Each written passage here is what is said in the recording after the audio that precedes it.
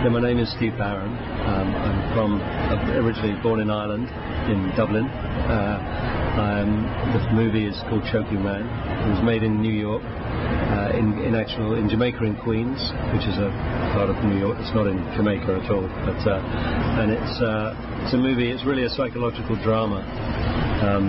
It follows one of the workers in the kitchen. The film's sort of about anonymity, and it follows an Ecuadorian dishwasher through his internal life.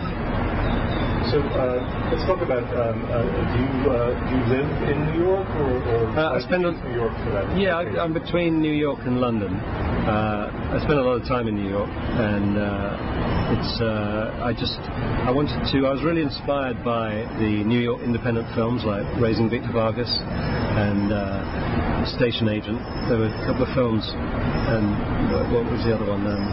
Pieces of April. There were just movies that I felt were the sort of films I was interested in seeing, instead of what was generally on offer in the multiplexes and things, and where it's really character driven, and they don't rely on effects. I'm from an effects background. I've done a lot of films with hundreds of visual effects, and I suppose I'm running into the other corner now, where I am more interested as an audience in the movies that are about people. And so that was the idea, was to do a film that was in that sort of genre. So I wrote a concept. I was actually sitting down with my son in a diner in Queens, and we were looking at the choking Heimlich maneuver posters that by law in New York State are on in every diner or restaurant. And it was quite funny, because when you first come to New York, you look at those and you sit down to eat, and you've got this guy who's like looking like he's choking, and it's not very appetizing, and you think that's a bit of a funny thing to stick in the middle of a restaurant. But New Yorkers don't notice it. It's invisible to them, because for 25 years these posters have been on the wall telling you how to rescue a person in trouble. And so I just felt that was interesting. And then looking into the kitchens, when the doors kind of swing as the waitresses come in and out, you see the immigrant workers in there, a lot of Ecuadorian and Mexican busboys and dishwashers, and one in particular we were watching for quite a while, and just got curious about how he seemed to be sort of invisible and anonymous, and a lot of the people seemed to be comfortable that way. But I just got very interested in that, sort of what was going on in there, what really was going on inside that, and I connected the two things up.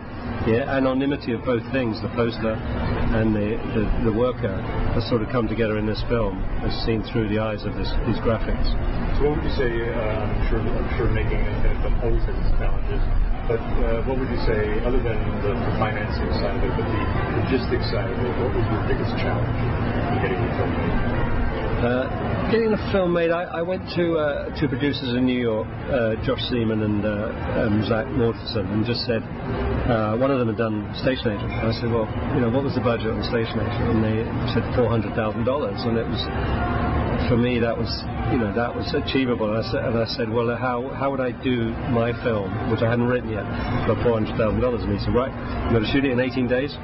You've got to keep it to these many characters. You've got to keep it to this many locations. It can't be out there. You can't go for this, and the rest of it is fine. And so I kind of used their kind of cookie cutter as a way to make a script that was doable at that sort of price. But the biggest challenges were really theirs as producers. They watch every single dollar, because things in film, the challenge is always that everything comes out off the page, and it goes off into some other world of interpretation. And that interpretation could be so many different things. It could cost so many different things. It could be done so many different ways that you need those sort of people who are just watching, the control freaks, and they watch every single part of every motion of it. We did it on Super 16mm film, transferred to HD, and did the edit in digital. So I know that the Malcolm Awards had you kind of listed or nominated for, I guess, as yet unreleased film, which obviously points to the quality of the film and maybe the sort of struggle to get a smaller film out there into the theater. What's kind of been your experience in working that side? It's difficult. Distribution is difficult. It's very competitive now, and I really was very, very pure with this film. I didn't really do it for an audience. I did it to do something as well as I could, and to write something that was difficult and had depth and made the audience work. And those sort of films, it's not commercial. It's really not looking to be a commercial film, and but in a sense, people have then therefore kind of come to the film and warmed to it. And we won that Gotham Award, which was great, and we got some attention again from the distributors. We were very close to a Paramount Classics release before that. And it was one of those that there was always somebody in each distribution company who would say, wait a minute, where's the upside? Where's the big dollars? If it hits, how big can it hit? And the big hit on this film is not a big hit. So, that's the struggle. So, since every film is kind of a journey for everyone who participates in it, how would you describe your specific journey with making this film, and now that the film is completed, how has it affected your view on things, or just where you are? It's made me. The journey has really been something that I've enjoyed, because it's the first time. Yeah, I feel, even though I've directed many films over the years, I was never a writer, and this is my first. This is why I wanted to do this. It was my opportunity to write, and that journey I really, really enjoyed. I really feel personal about this film.